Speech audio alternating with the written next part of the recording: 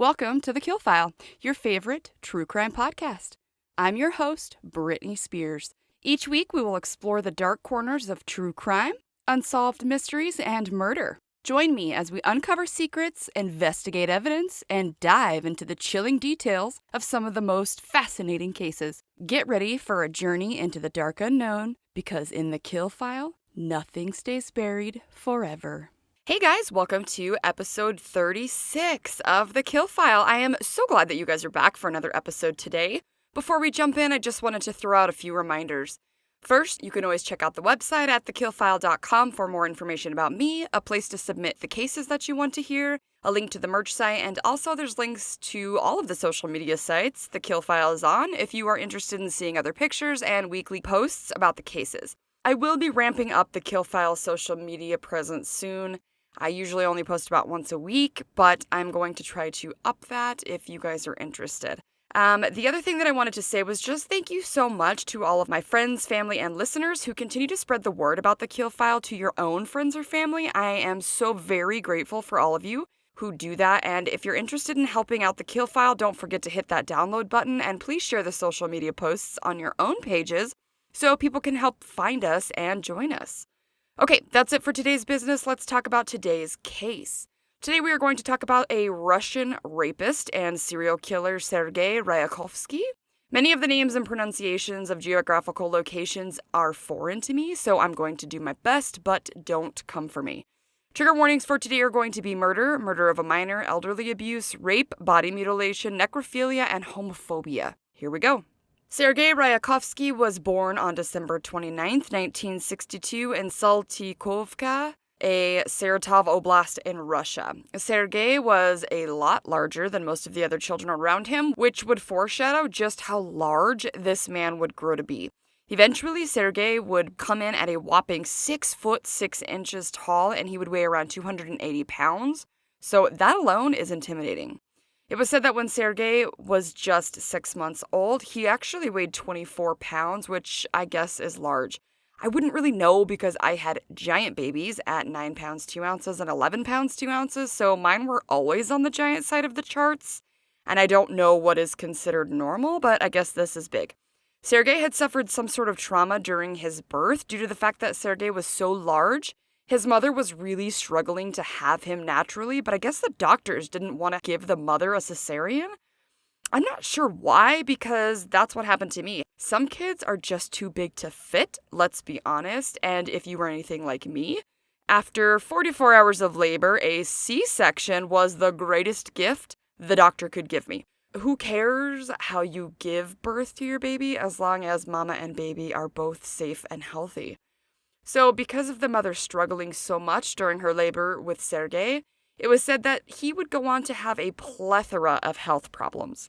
It was said that Sergei would actually be nonverbal until the age of 3 when he would finally speak, and he even had to put kindergarten off and missed a ton of school because of illnesses. Sergei was said to be a sickly child and often would battle some sort of illness during most of his childhood. One source said that when he was younger, he would be diagnosed with asthma after a bad bout of pneumonia, and because of this, his mother started constantly worrying about Sergei and being what some people would describe as overprotective. It was said that his parents were both kind and loved their son very much. I guess Sergei was considered more of a loner at school as he was shy and he didn't interact much with the other students, and because of this, he was made fun of by the other kids. Kids are mean. His mother actually accompanied Sergei to school until he was around 11 or 12 years old. In one source, they were saying that she just walked him to school hand in hand. In another, it made it seem like she was sitting in school with him. So I'm not exactly sure which one is accurate. But this was actually a lot of the reason that other kids made fun of Sergei or laughed at him. It didn't specifically say why his mother felt the need to accompany her son to school for so long, if it was because of his illness or another reason, but if she was actually sitting in class with him or at school more often than she should be, I can imagine that this would make his school experience very difficult and traumatize him a bit. Although Sergei went through some trauma towards the beginning of his life with illnesses and his overbearing mother, Sergei was still said to have somewhat of a softer side, and he was a lover of animals. When Sergei was younger, he had found a stray kitten on the side of the road, and he brought the kitty home, and because he was so good with the animal and loved it so much, his parents decided to go ahead and let the boy keep the kitten. Sadly for Sergei, the kitten would actually get sick and would end up dying not long after. This absolutely devastated Sergei. Here was this little helpless kitten that he had found and was able to keep and could be, like his friend, maybe his only friend. And then it died on him, just throwing Sergei into another trauma. It was said that Sergei was inconsolable about his kitten for like a month following its death. Not long after this sadness, the family's pet parrot would also go on to die, and again, this destroyed Sergei.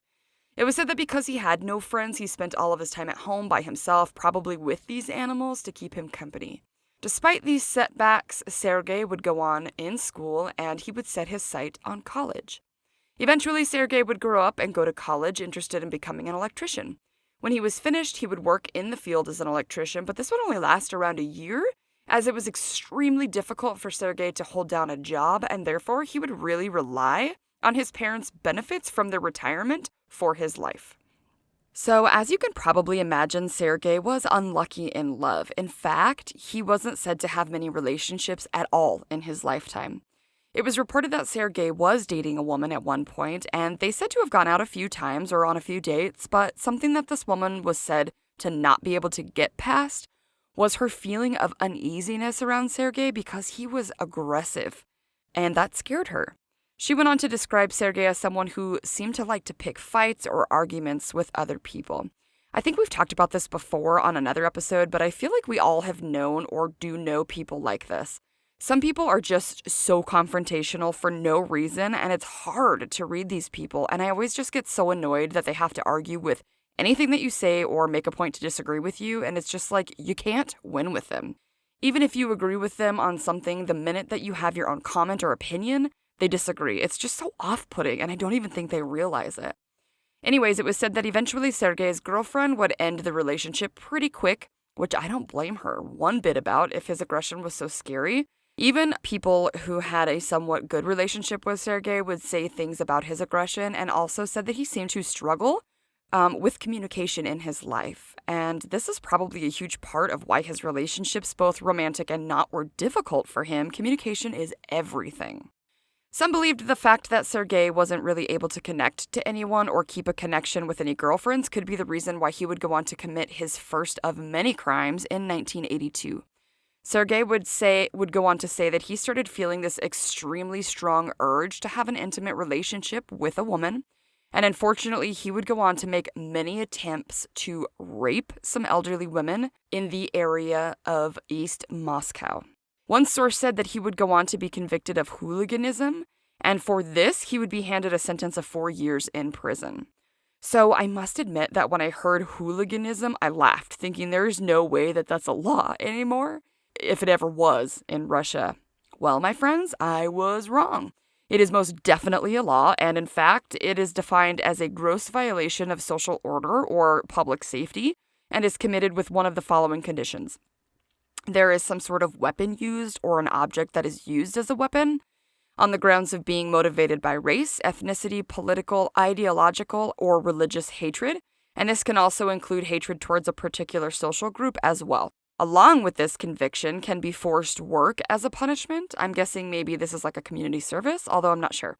The other option for punishment is jail time up to a 5-year sentence. Sadly for Sergei, he would be treated not well in prison and was allegedly raped during his time inside. This would, of course, affect him deeply.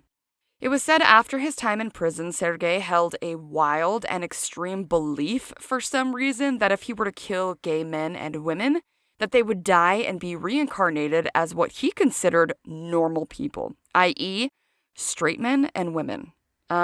This makes me sick. It's probably no secret for those of you who know me, but to anyone who doesn't know me personally, my family is part of the LGBTQIA community, not just for myself as I am pansexual, having dated men and women in my life, but for other people in my family as well. So, to hear any kinds of hate crimes towards this community makes me so fucking angry, especially when it's a hate crime of this kind where people believe that they can quote-unquote fix people to their liking. Look, I am not going to go on a rant about gay rights that I normally would love to at any given time. This is about true crime, but I have to say I have a huge soft spot for anyone in this world who feels less than, feels different just trying to be themselves, is treated differently, or is not accepted because of other people not being able to mind their own business. I do not tolerate this in my own life, and I wish people like Sergei, who practices this kind of bullshit, would just be burned at the stake. I really do, and I'm not sorry about it. Moving on. Along with this insane excuse for killing gay people, Sergei didn't plan to stop anytime soon with the attacks on women as well. Although his new plan was to kill anyone he attacked, on January 3rd, 1988, Sergei would go on to attack a woman, but thankfully for this woman, she was able to survive his attack. Unfortunately, his next victim would not be so lucky. He again attacked a man on June 19th, 1988, and this would be marked as his first murder. Anatoly Vilkin was a closeted gay man who would be killed by Sergei in a village in the outskirts of Moscow's oblast called Bitsa. It was said that Anatoly was married to a woman and they had children, but Anatoly was a gay man and felt that he had to hide it from those around him. Anatoly also was said to have solicited other men for money, to which Sergei would agree, and this is when the men would head towards the woods in Bitsa. Instead of making it to Anatoly's cabin, which I guess was the original plan, Sergei would go on to attack Anatoly just as they were entering the woods with a screwdriver. After Sergei was sure that Anatoly was dead, he would take off all of his clothes and then proceed to position his corpse on top of a stump of a birch tree in an obscene pose. Later, Sergei would explain that he was trying to send a message to anyone who found this man's corpse, what Anatoly's sexuality was, basically saying that he posed the dead body in a way that would let people know Anatoly was gay when they found him. There was no description on how the body was positioned, and I can't really picture what kind of a pose would tell people that Anatoly was a gay man, but alright. Also, what a sick fuck. And this is just my opinion, as you all know that I'm learning this story right along with you guys. Sergei, in just this act alone, seems to be a sadist if he's wanting to humiliate this man in this way, no? It was said after this, Sergei would go on to kill 3 unidentified gay men on what Sergei called his mission to quote-unquote cleanse society, wanting to get rid of homosexuals and sex workers. Gross. Sergei's next victim was said to be a 70-year-old woman named Claudia Koklova, who he would attack from behind and hit her 14 times with the screwdriver. This took place in a forest as Sergei stabbed Claudia in the back, the shoulders, and the chest with the screwdriver. After killing this poor elderly woman, Sergei stole the woman's 45 rubles, which is equal to about 27 cents in U.S. currency. When Claudia was found very quickly after the attack by people who were walking by, she was rushed to the hospital. Unfortunately, she was unable to describe her attacker because he had attacked her from behind. Sadly, Claudia would die the very next day. Sergei laid low for about 6 months after this murder. Trigger warning, this next one is graphic and disturbing. January 2nd in 1989, Sergei would go on to kill a poor 16-year-old boy named Vitaly Zaitsev, and this would be Sergei's 3rd murder. Apparently, Vitaly accidentally ran into Sergei while he was skiing in a park, and when Vitaly failed to apologize to Sergei, this enraged him enough to strangle the boy and then perform sexual necrophiliac acts on Vitaly's corpse, and this would include thrusting a ski pole into the boy's anus. Sergei then took the boy's skis with him and threw them out approximately half a mile from where he killed Vitaly. Sergei would go on to commit his next murder in July of 1990, so maybe he had a little bit of a cooling off period, or there could be attacks or murders that are not linked to him, which can happen with serial killers. Sergei would kill a man named Shumakova, who was said to be a 45-year-old man, and this murder took place in Izmailov Park. After Sergei would kill his victim, he would behead the man as well, leaving his head next to his corpse. Either Sergei is a sadist or he is one angry son of a bitch. The next victim, whose name was Tatiana Norkina, was another victim who had been killed whilst she was skiing, and this was on February 22nd, 1991. During this murder, Sergei would make a mistake and leave behind a crucial piece of evidence that would come into play later on, and this was a glove. After Sergei would be caught during his interrogation, he was shown a picture of Tatiana's corpse, and to the investigators' disgust, Sergei asked if he could keep the photo because he thought that it looked beautiful. What the fuck? September of 1992, Sergei would go on to kill another man named Nikolai Belkin, who was indeed a gay man of 60 years old. When Sergei was propositioned for sex, he would then lure Nikolai to a secluded area in the park, and then he stabbed the man with a knife. Although Sergei always carried a knife on him, he actually rarely used it to kill his victims. Sergei's sperm was found at this crime scene, although it didn't say any details on how or where it was found, but I do have a pretty good idea after his next attack. His next attack would take place very close to where Sergei had just attacked Nikolai, and this time he would go on to attack and strangle a man named Olgin Boldin, who was a 38-year-old gay man, and after Sergei would kill Olgin, he would then rape his corpse. Again, Sergei's sperm was found at this crime scene, I'm assuming after his necrophiliac acts. Sergei's next two attacks on people were unsuccessful for him, thankfully for the victims. In December of 1982, he attacked a 60-year-old woman named Mukina, but thankfully Mukina was able to fight him off and scream enough that this would force Sergei to flee the scene. Then, in January of the next year, so 1993, Sergei would attack an elderly woman who was able to make an escape, and she was able to get a good look at Sergei. When she would report her attack to the authorities, she would aid in the police sketch that would prove to be pretty accurate. Unfortunately, in this same month, Sergei would succeed in his next attack on a 73-year-old man who was said to be a veteran of what is called the Great Patriotic War. After some research, because I didn't know what the Great Patriotic War was, I read that this war began when Germany had launched a surprise attack on the Soviet Union, and that this war would actually come to an end on May 8th, 1945, with Germany signing an act causing them to surrender. I believe the war was around 4 years. This veteran named Andrei Osipov was out chopping wood when he was attacked by Sergei, and when he tried to defend himself with the axe that he was using, Sergei was able to take it from him. After Sergei killed the man, he then disturbingly raped the corpse. The next day, Sergei would come back to the scene of the crime and proceed to cut off Andrei's head, arm, and a leg, and then he just threw them out in the forest. I guess this was kind of a thing for Sergei to come back to the scene of his crimes. We actually hear this a lot in true crime, that the killer likes to come back and relive what happened. For someone who allegedly hates the gays, he seems to enjoy sex with other men, which makes me think that maybe he himself may have been gay and couldn't accept or deal with his own sexuality, and maybe this is why he was attacking gay men. March of 1993, Sergei would go on to kill another woman after torturing her first. Olga Shuko was a 55-year-old woman that Sergei apparently used some sort of device. One report said that it was a firecracker that actually blew up or ruptured Olga's abdomen, and this caused her horrific injuries. Sergei would then go on to attack 2 more people after he tortured and killed Olga. I'm going to give a warning for the next victim as well. It's going to be heartbreaking, and it's going to be hard to listen to.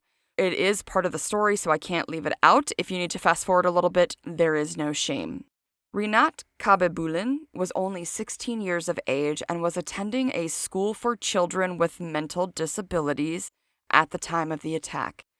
Sadly, Sergei would approach Rinat, and while he was able to easily manipulate him into seeing Sergei as trustworthy, Sergei would then take advantage of Rinat's debilitated state and convince him to follow him into the woods nearby under some sort of ruse involving math homework.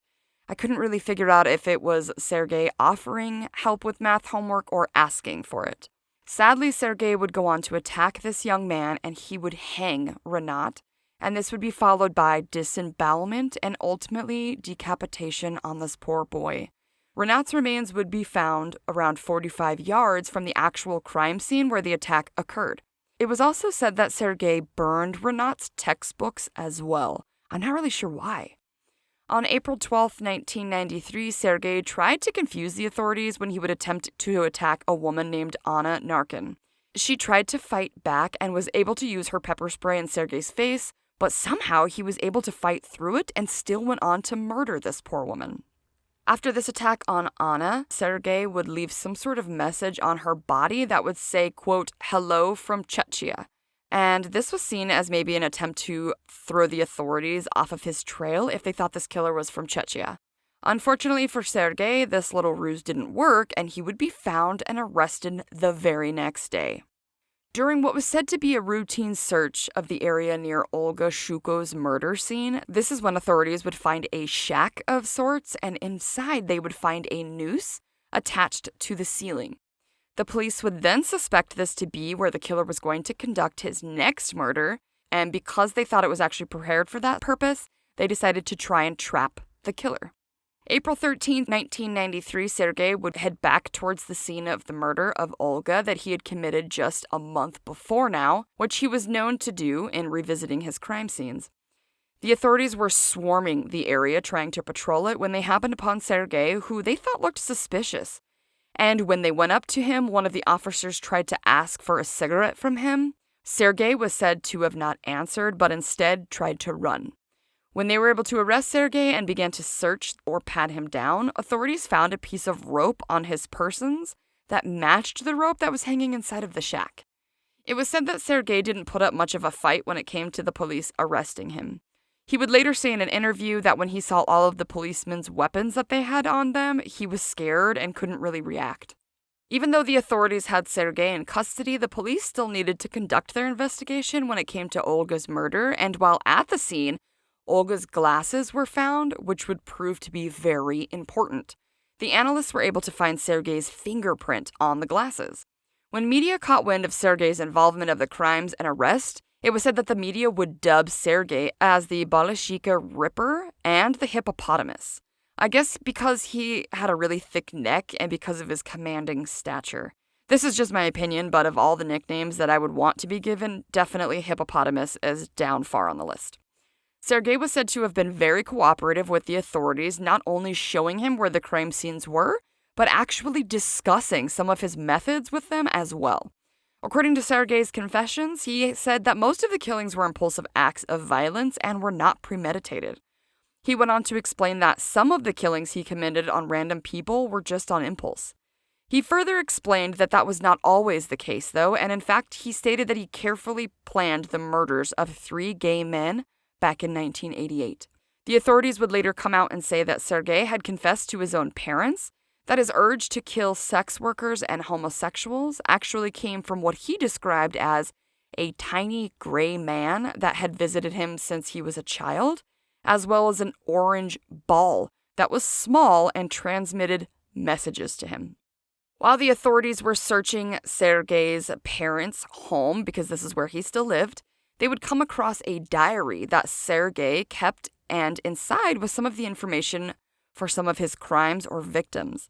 In this diary, they would also find a sketch or a drawing of a skeleton, maybe like a Grim Reaper, that symbolized death to the authorities, and inside of this box, below the skeleton, were 12 blue rectangles and then 7 red triangles. Both sets of shapes were sort of made into coffins, and these represented his victims.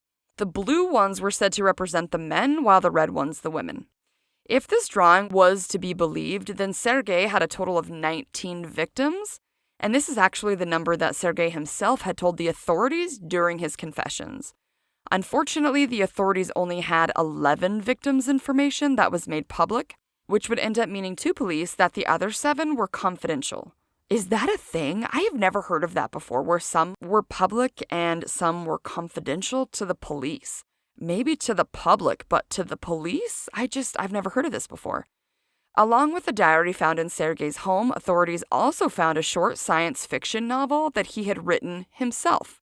It was said that this science fiction novel that he wrote was based around a futuristic security officer for the state, whose name was Starfall, who had to hunt down space criminals and space pirates. He apparently had written this story 3 different ways, and in all of the versions, he could not come up with an ending. It was said that some people believed that maybe he didn't really care very much about the ending, but he was said to have loved to write the scenes of the repression and murder.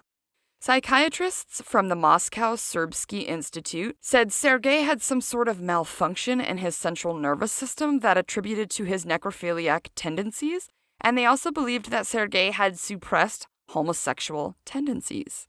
Nailed it. However, he would be found sane, and of course, then he was fit for trial. Okay, so I went down the longest rabbit hole in history, I'm not even kidding, trying to find articles that link the central nervous system to different paraphilias, including necrophilia. And I read multiple abstracts on different journalistic findings and then was hooked on this one entire Neuro Research Scientific Journal article called Paraphilic Disorder, Definition, Context, and Clinical Strategies. And it was so fascinating that I could not stop reading until I read most of the entire thing. Like, I could not help myself. I'm going to link it in the notes if anyone wants to delve into this subject more. It fascinates the shit out of me why people are the way they are. But I'm not going to go into it here because after reading so much of it, I wouldn't even know where to start with the information with you guys. I will say, though, that this article was extremely informational and fascinating as hell, and if you have some time to sit down and read it, I highly recommend it. If you're interested to know what parts of the brain control or contribute to different paraphilias. For anyone who doesn't know what a paraphilia means, I'm going to define it for you. I remember at one point in my own life having to figure out what the hell that word was. According to the National Library of Medicine, a paraphilia is, quote, persistent and recurrent sexual interests, urges, fantasies, or behaviors of marked intensity involving objects, activities, or even situations that are atypical in nature, end quote. So there's paraphilias where the term itself has been brought into question on what is considered normal or natural, with so many ways to show that so many different people have different sexual desires that many paraphilias are probably actually considered normal now. But when it comes to actually like being diagnosed with a paraphilic disorder, I guess the medical community tries to keep those to someone who would have a specific desire that would also come with others experiencing like mental distress, injury to someone else, death to another, or when people desire acts or behavior when the other party is unable to give consent or the person doesn't even have knowledge of the act. So like voyeurism, for example, is when people like to watch sexual acts, which is normal. A lot of people do. However, you need consent. If somebody's watching through the windows and the people don't know that somebody's watching them have sex, that would be where the people or persons don't have knowledge of the act. So basically what's that saying is that a lot of paraphilias are things that are like atypical when it comes to sexual acts, which in this day and age and in 2025, like it's hard to think of something that's atypical because everything just seems so normal now. Like many people have different fantasies or fetishes or whatever, but all of those are considered paraphilias. I think that they're just saying that in order for it to be like a disorder, it's when somebody doesn't give consent or the person doesn't know. Okay, going back to Sergei, he was said to have some sort of problem that could have contributed to his necrophiliac tendencies, but again, was found to be sane and fit for trial. They probably couldn't find a medical diagnosis back then for a man who liked to butcher people and cut off their heads. Fucking weirdo. Sergei, after finding out his diagnosis of the central nervous system malfunction, would seem to use it to his advantage. And while at first he was very cooperative with the authorities, after learning this diagnosis, he would stop cooperating, he retracted his confessions, and he became a pain in the ass for the authorities. Sergei would then not only say that he was not guilty of his crimes that he had confessed to, but that he actually only confessed under pressure and violence from the police. If you remember back to the story, that seems to not have been the case at all. In fact, he immediately started opening up and confessing. Sergei's first trial would end in a hung jury, where the second one was scheduled not long after. Sergei's lawyer, named Alexander Korolov, had actually argued that the school that Sergei attended was to blame for damaging Sergei with the way that he was treated and the way the schools in the Soviet Union treated children, and because of this, that Sergei should not be held responsible for his awful crimes. I understand his lawyer has the job to do, but really? His lawyer would further say that because Sergei was obese and was not good at sports, that his schoolmates would pick on him, and that the teachers ignored what the lawyer called abuse by other children. He also says that the teachers didn't help Sergei or intervene in any way after it was becoming clear that Sergei was suffering from mental health issues, and says as a teen that Sergei was having hallucinations and hearing voices. After Sergei's trial, and despite his letter writing to the acting president trying to proclaim his innocence, Sergei would be sentenced to death by firing squad in July of 1995. Yep, he deserved it. After hearing his sentence, it was said that Sergei exclaimed, "I will be back," Luckily for Sergei, in 1996, Russia would actually impose a temporary halt to all executions, and this would allow Sergei to instead be sentenced to life in prison. Sergei would end up being transferred to a maximum prison in Mordovia, where it was said that many of the other prisoners were also murderers, and these men were actually afraid of Sergei themselves, which I feel like tells you something. Yikes. Sergei was said to have written his mother many letters that I guess his mother never responded to and never reached out to Sergei herself, and this made him feel completely abandoned. When I was sitting there thinking to myself, like, how would I feel if this ended up being one of my children? I am so torn because it's like, on the one hand, your child is a monster and he killed people and in horrific, brutal ways. And it's like, you don't want anything to do with them. But at the same time, it's like, it's your son. And no matter what they do, no matter how horrific, like, how can you just leave them or abandon them or not reach out to them? Like, I don't know. I don't know how I feel about it. What are your guys' thoughts on that? I'm just very curious if I'm the only one that feels like they would still want to be a mother to their son, no matter how awful it is. I mean, it would be heartbreaking and it would take some time to get over. And of course, you would want to reach out to the families and tell them how sorry you are. And you're all victims at that point, but I can't imagine just leaving my child like, well, you're on your own now because you're fucked up. There was only one person that Sergei was said to have made friends with in prison, and this was a man who was accused of killing a statesman and his family. This man's name was also Sergei, but his last name was Kvastunov, and they would end up bonding over their love of space and often talked about astronomy as well. It was said that Sergei would often read his new pal science fiction books as sort of bedtime stories. However, even his one and only friend Sergei Kvastunov would go on to say that Sergei Ryakhovsky did have a sort of difficult personality. Sergei was said to have spent his days in prison writing his memoirs and reading his favorite genre of books, science fiction novels. Sergei Ryakhovsky would die on November 12th, 2007 from tuberculosis. And that, my friends, is the story of Sergei Ryakhovsky, rapist, necrophiliac, and murderer. He just seemed to be an all-around shitbag. So this case was interesting to me because of the hate crimes that were involved, and also I'd never heard of this man. He just seems to be a monster, and looking at pictures of him was just astonishing at his sheer size. I can't believe the brutality. I tried to find more on the victims in this case, but anytime I typed in any of their names, because they were from Russia, not from here, it was really hard to find, or it would pop up with people with the same name that are alive now. So I just couldn't find information on the victims, even though I really wanted to. I thought the fact that this man killed children as well as people in the gay community and elderly women, like, what a plethora of victims. That is just absolutely disgusting. And I am glad that he died, although I wish it would have been from firing squad. I hope you guys come on back next week for the next case of The Kill File. Stay safe, you guys. Bye. Well, that's it for today, you guys. Thanks so much for hanging out with me and listening to another episode of The Kill File. Don't forget to check out the merch shop, either at thekillfile.com and click Shop Merch, or you can visit thekillfile.printify.me/products for some awesome true crime merch. Also, follow along on the Kill File's socials for posts about episodes, pictures about the cases, for updates, and more. We are on Facebook, Instagram, and X as The Kill File, and we are on YouTube and TikTok as The Kill File Podcast. Also, feel free to check out the website at thekillfile.com, where you can learn more about me, your host. You can learn a little bit more about how The Kill File got started, and you can suggest a case right there on the website. Let me know in your case suggestion if you want me to shout out your name if I cover your case. There is contact info on the site as well. You guys have no idea how much I love to hear from you. It makes my whole day.